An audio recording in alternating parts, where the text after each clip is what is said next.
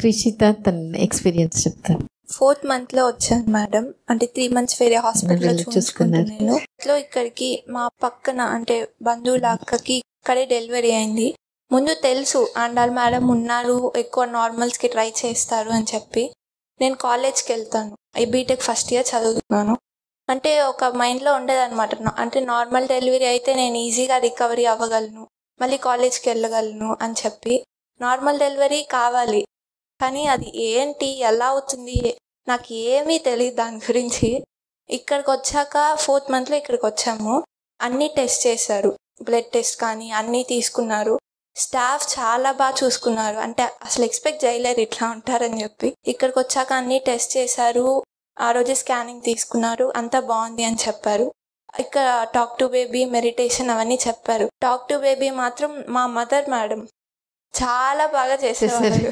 అంటే అట్లా వెళ్ళి ఒక రూమ్ కొంచెం పని చేసుకొచ్చి మళ్ళీ ఇలా వచ్చి గుర్తొచ్చిందంటే నువ్వు ఇలా ఉండాలి అలా ఉండాలి అని చెప్తానే ఉండేవాళ్ళు.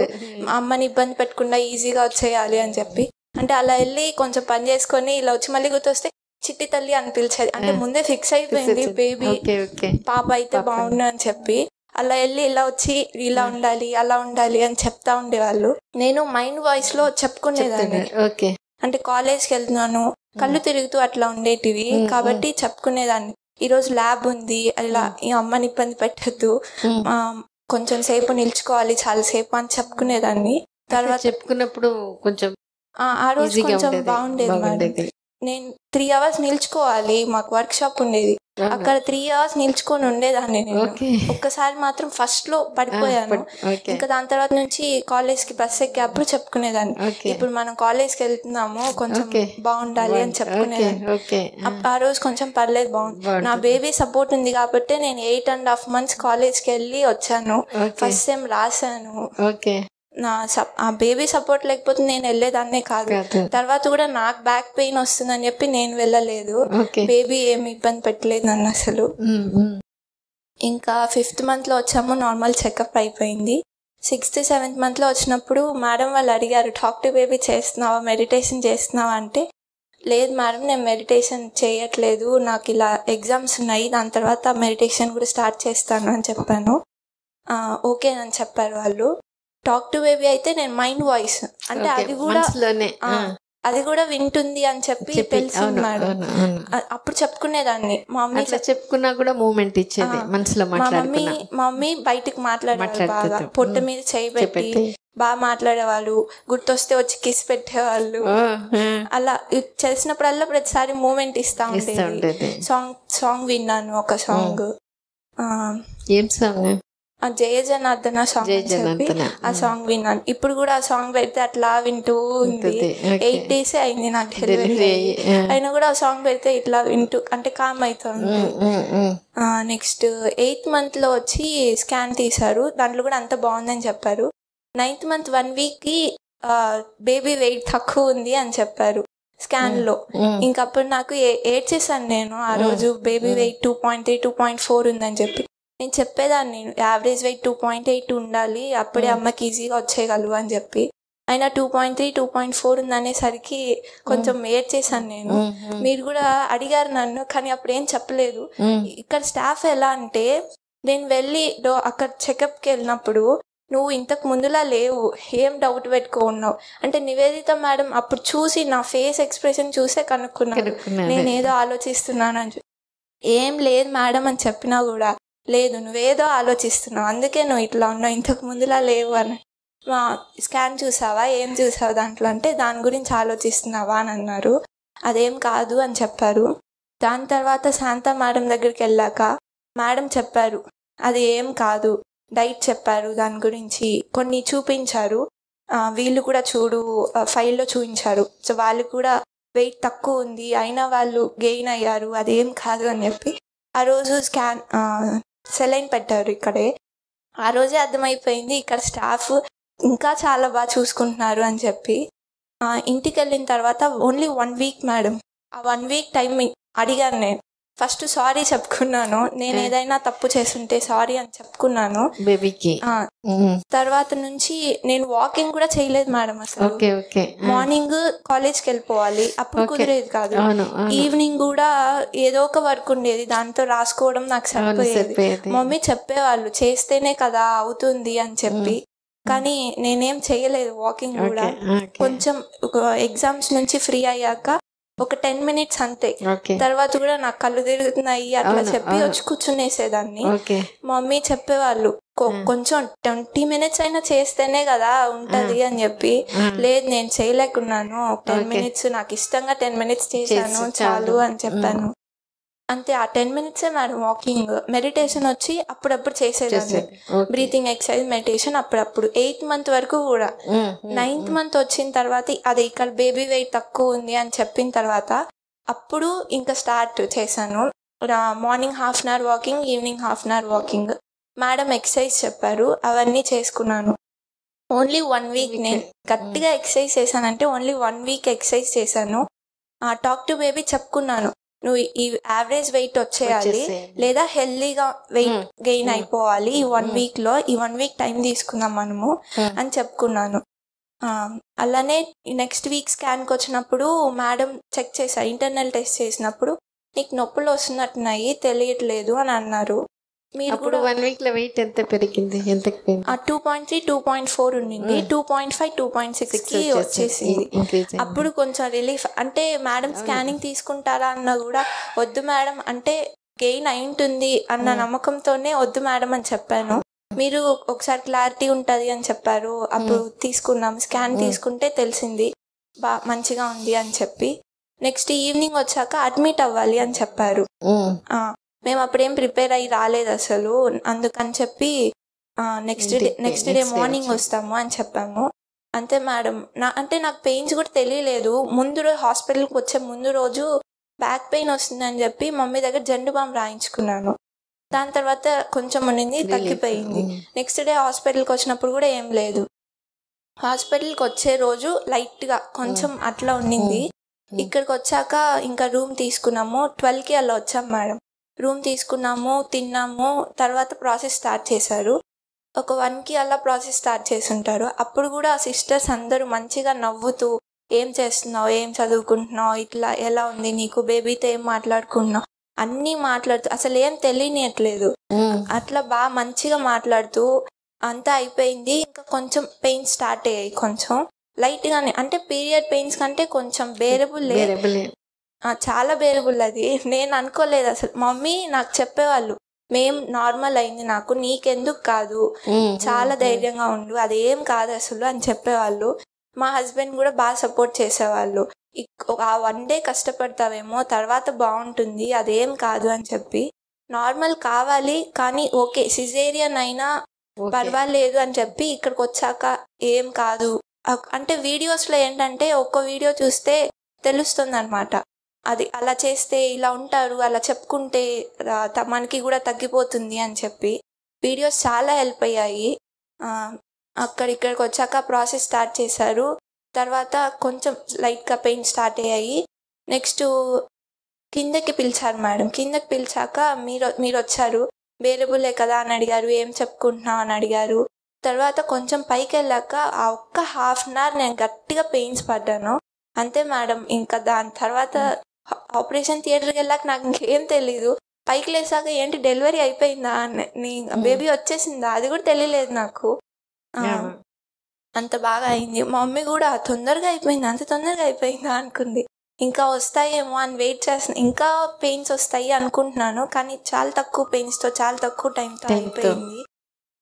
ఏ టైం డెలివరీ అయింది? 4కి అలా అయిపోయింది.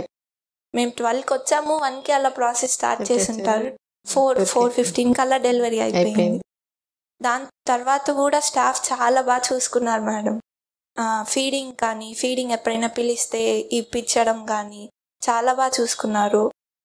ఇప్పుడు డెలివరీ ఎన్ని రోజులు? ఇది ఈరోజు 9th డే. ఓకే. సో నీకేమనిపిస్తుంది, డెలివరీ ఎందుకని ఈజీగా అవ్వగలిగింది? నేను టాక్ టు బేబీ అనుకున్నావు. నేను మా మమ్మీ మెయిన్ అసలు టాక్ టు బేబీ చాలా బాగా చేశారు. మా మమ్మీ చేశారు బాగా. అలా వెళ్తుంది, ఇలా వస్తుంది, చిట్టి తల్లి నువ్వు అలా ఉండాలి ఇలా ఉండాలి అని చెప్తాది. అమ్మని ఇబ్బంది పెట్టకుండా ఈజీగా వచ్చేయాలి అని చెప్పేది. మా హస్బెండ్ కూడా వచ్చినప్పుడు చెప్పేవాళ్ళు, అమ్మని ఇబ్బంది పెట్టద్దు, ఇట్లా ఈజీగా వచ్చేయాలి అని చెప్పి, నువ్వు బాగా చదువుకోవాలి, ఇలా ఉండాలి. నేను చెప్పుకున్నాను నైట్ బాగా నిద్రపోవాలి, స్మైలీ ఫేస్తో ఉండాలి, యాక్టివ్గా ఉండాలి అని చెప్పి. ఇప్పుడు కూడా నవ్వుతూ ఉంటుంది మేడం నిద్రలో. ఇప్పుడు 9 days అయింది, నవ్వుతా ఉంటది. అంటే అందరు అట్లా ఉంటారేమో నాకు తెలీదు, ఇప్పటికైతే నవ్వుతా అట్లా ఉంటుంది. ఫీడింగ్ పర్లేదు మేడం, బాగానే తీసుకుంటా. ఓకే. తర్వాత పాట విన్నప్పుడు ఇప్పుడు పాట విన్నప్పుడు ఒక 3 times అలా చూసాము, కామ్ అయిపోయింది. ఆ పాట వింటూ సైలెంట్ గా ఆడుకుంటూ కామ్ అయిపోయింది. ఓకే. అది నిద్రపోయేటప్పుడు ఫీడింగ్ ఇంటేటప్పుడు ఆ పాట పెట్టేసేసేయండి, బాగుంటుంది. నీకేమనిపిస్తుంది? ఇప్పుడు మనం చదువుకుంటాము, మనం బిజీగా ఉంటాము, ఎందువల్ల మీకు ఈజీగా నార్మల్ అయింది? స్ట్రెస్ ఉంటుంది కదా, ఎగ్జామ్స్ అంటే కాలేజ్ అంటే ప్రతిరోజు ల్యాబ్స్ ఉంటాయి, ఏదో ఒకటి రాస్తూనే ఉండాలి. నేను పోవడం లేట్ గా వెళ్ళాను మేడం కాలేజ్కి, ఇంకా ఎక్కువ ముందుదంతా రాసుకోవాలి, అట్లా ఉండేది. ఎక్కువ కూర్చోవాలి, బ్యాక్ పెయిన్ వస్తూ ఉండేది. నాకు స్ట్రెస్ వస్తుంది, చాలా స్ట్రెస్ వస్తుంది ఎగ్జామ్స్ వల్ల. నువ్వు అతి తీసుకోపర్లేదు, నీకు అవసరం లేదు అని చెప్పేదాన్ని. మా మమ్మీ వాళ్ళు చాలా సపోర్ట్ మేడం. ఫస్ట్ మా మమ్మీ, మా హస్బెండ్ వాళ్ళందరూ బాగా సపోర్ట్ చేశారు. నీకు నార్మల్ అవుతుంది, ఎందుకు కాదు.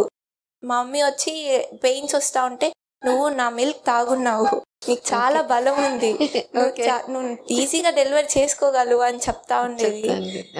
జయలత ఆంటీ ఉన్నారు, అయిపోయింది పాప ఇంకొక 10 minutes అట్లా చెప్తూ చాలా బాగా సపోర్ట్ చేశారు. సో బ్రీతింగ్ ఎక్సర్సైజ్ హెల్ప్ అయిందా? Breathing exercise, talk to baby, నేను మెయిన్ ఈ 2 అనుకుంటున్నాను. అంటే నేను ఎక్సర్సైజ్ చేయలేదు మేడం, ఓన్లీ లాస్ట్ వీక్ ఒక్కటే ఎక్సర్సైజ్ చేశాను. వాకింగ్ కానీ ఎక్కువ చేసింది ఓన్లీ లాస్ట్ వీక్. డెలివరీ అంటే భయం ఉండిందా? భయం అంటే ఇక్కడికి వచ్చాక భయం పోయింది మేడం. ఫస్ట్ థింగ్ వచ్చి భయం పోయింది. అంటే ఏ డెలివరీ అయినా పర్వాలేదు, నాకు నార్మల్ అవుతుంది అన్న కాన్ఫిడెన్స్ ఉంది. ప్లస్ ఏ డెలివరీ అయినా పర్వాలేదు అన్న అది కూడా కాన్ఫిడెన్స్ వస్తుంది. ముందే ప్రిపేర్ చేస్తారనమాట తర్వాత రికవరీకి. అప్పుడు డెలివరీ గురించి ఏం చెప్పుకోమంటాం మేము? ఈజీగా సేఫ్ గా వచ్చేయాలి, అది నువ్వు చెప్పగలిగా. ఈజీగా సేఫ్ గా హెల్దీగా, అదే చెప్పాను నేను. లాస్ట్ 1 week లో నువ్వు ఈజీగా సేఫ్ గా హెల్దీగా వచ్చేయాలి, అదే చెప్పాను. చాలా ఈజీగా వచ్చేసింది మేడం కదా. ఇది చాలా ఇంపార్టెంట్, ఎందుకంటే ఇప్పుడు వాళ్ళు మదర్ నాకు ఈజీగా అయిపోయింది నీకు కూడా అవుతుంది అనేది చెప్పడం, ఈమె వినింది, బేబీ వినింది. రెండోది మేము అదే చెప్పమంటాం, easy and safe normal delivery అనేది మనకి వీలవుతుంది. అది ఎందుకు వీలవుతుంది అది చెప్పడం, చెప్పి మనం ఒక స్టేజ్లో దాన్ని గట్టిగా నమ్ముకుంటాం. ఎప్పుడు ఒప్పుకొని నమ్ముకునేటప్పుడు ఆ వీడియోస్ చూడడం, పక్క నుంచి చెప్పడం, ఇటువంటిదంతా ఉన్నప్పుడు మన బాడీ దానికి ట్యూన్ అయిపోతుంది. ఎందువల్ల ఈజీ అవుతుంది అని చెప్తే, ఇంతకుముందు కూడా చెప్పుంటాను వీడియోలో, ఇది ఎన్నిసార్లు గుర్తు తెచ్చుకొని అది మనకి ఒక ఈజీగా ఏ టైం అయినా అది గుర్తు వస్తూనే ఉండాలన్నమాట. మన యూరిన్ పోయే ఓపెనింగ్, ఈ వెజైనా, సర్విక్స్, మోషన్ పోయే ఓపెనింగ్ అన్ని స్ఫింక్టర్స్ అంటాం. ఆ మూడిటికి ఒకే నర్వ్ సప్లై. సో ఆ ఓపెనింగ్ ఎట్లా అంటే ఎప్పుడు క్లోజ్డ్గా ఉంటుంది. దాని లోపల ఉండే కంటెంట్ వచ్చేటప్పుడు అది ఓపెన్ అవుతుంది. ఇప్పుడు యూరిన్ వచ్చినప్పుడు యూరిన్ అప్పుడు వస్తుంది, పోయిన తర్వాత క్లోజ్ అయిపోతుంది. సో అది ఏ టైంలో ఈజీగా ఓపెన్ అవుతుంది అంటే in an atmosphere of familiarity, privacy, intimacy. ఇప్పుడు మన బాత్రూంలో మనకు తెలుసు అక్కడ ఎవరు రారు. సో అట్లాంటి ప్లేస్లో మనకేం చేస్తుంది, ఈజీగా మనం యూరినో మోషనో పోతాం. అదే బయట పోతాం, బయట ఎవరైనా తలుపు తడతారా లేదా గడి పడలేదు అని మనం కొంచెం అనీజీగా ఫీల్ అయినా కూడా మనం ఈజీగా పోలేము. కొంతమందికి రాదు, కొంతమందికి బయట వేరే ఊరికి పోతే మోషన్నే రాదు, 1 week అయినా రాదు. వాళ్ళ ఇంట్లో మళ్ళీ వాళ్ళ బాత్రూమ్ పోతేనే అది వస్తుంది. సో అంత ఇది ఉంటుంది అనమాట. సో అందువల్ల మనకేంటంటే ఈ డెలివరీ కూడా పాతకాలంలో గుర్తుపెట్టుకుంటే, అప్పుడు ఇంట్లోనే డెలివరీ అయింది. ఇల్లు అనేది ఏంది, సొంత తెలిసిన ప్లేస్. అక్కడ కూడా వాళ్ళు అప్పుడు ఏం చేస్తారు, ఈ డెలివరీ చేసేవాళ్ళు ఒక రూమ్లో విడిగా పెట్టేస్తారు, అందరినీ రానివ్వరు, ఒక ప్రైవసీ ఇస్తారు, పక్కన ఉండేవాళ్ళు గట్టిగా ధైర్యం చెప్పేవాళ్ళు. సో అట్లా ఉన్నప్పుడు ఒక place of familiarity, privacy, intimacy ఉన్నప్పుడు అది ఈజీగా ఓపెన్ అప్ అయ్యింది. అప్పుడు మందులు కూడా ఏం లేదు అయ్యింది. ఇప్పుడు మనకు మంచి మందులు, మంచి ట్రీట్మెంట్, మంచి డాక్టర్స్ ఉన్నప్పటికీ కొత్త ప్లేస్ అయిపోయింది. హాస్పిటల్ అనేది కొత్త place. So fear of unknown, ఏది ప్లేస్ కొత్త, పీపుల్ కొత్త, మనకి తెలిసినా కూడా ఒక్కొక్కసారి అంత ఫ్రీగా వాళ్ళ దగ్గర మన డౌట్ని చెప్పలేకపోతాం. తర్వాత ఏం చేస్తారో, ఏం ఇంజెక్షన్ వేస్తారో, ఏం చేస్తారో, అట్లంతా భయం ఉన్నప్పుడు అది బాగా క్లోజ్ అయిపోతుంది. అప్పుడు మనం దాన్ని ఓపెన్ చేయాలని నొప్పులు పెట్టేటప్పుడు, అది గట్టిగా మూసుకునేటప్పుడు ఎట్లా చెప్తామంటే రింగ్ లాగా అన్ఫేవరబుల్గా ఉంటుంది. పొడుగ్గా ద్వారం ఓపెనింగ్, సర్విక్స్ అనేది బాగా ఫర్మ్గా, రిజిడ్గా ఉంటుంది. అది ఓపెన్ అయ్యేదానికి ఎక్కువ పెయిన్, ఎక్కువ టైం అవుతుంది. అదే ఈ రబ్బర్ బ్యాండ్ లాగా ఉన్నప్పుడు, సాఫ్ట్గా ఉన్నప్పుడు గర్భసంచి ద్వారా మైండ్ అది చూడంగానే మనకు అర్థమైపోతుంది. రిలాక్స్డ్గా, ఫ్రీగా ఉన్నప్పుడు రబ్బర్ బ్యాండ్ లాగా సాఫ్ట్గా ఉంటుంది. సన్న నొప్పులతో ఈజీగా ఓపెన్ అప్ అయిపోతుంది. అందువల్ల ఈజీ, మేబీ వెయిట్స్ యావరేజ్గా ఉన్నప్పుడు ఈజీగా సేఫ్ నార్మల్ డెలివరీ అనేది పెద్ద సంగతి కాదు. మన ఈ చేంజ్ ఆఫ్ సోషల్ సినారియోలో ఏమైపోయింది, అమ్మ డాక్టర్ ఎవరు చూసినా మనకి వాళ్ళ గురించి మనం ఫ్రీగా ఉండలేము. వాళ్ళు ఏమనుకుంటారా, నేను నొప్పి అంటే ఏమైనా అనుకుంటారు, నా భయం అని చెప్తే ఏమనుకుంటారు, బయట ఎవరైనా అనుకోవచ్చు, ఇక్కడ అట్లా అనుకోవద్దు. అందుకనే ఇప్పుడు నేను మాత్రం కాదు, స్టాఫ్ అందరినీ అట్లా తయారు చేసినాం కాబట్టి అందరికి అదే యాటిట్యూడ్. వీలైనంత వరకు మీరు ఎంత హోమ్లీగా మీరు ఓపిక వచ్చినప్పుడు, తర్వాత డెలివరీకి వచ్చిన ఫీల్ అవుతారో, మా మీద ఎప్పుడు వదిలిపెట్టేస్తారో, అప్పుడు easy and safe normal delivery మనం చేసుకోగలుగుతాము.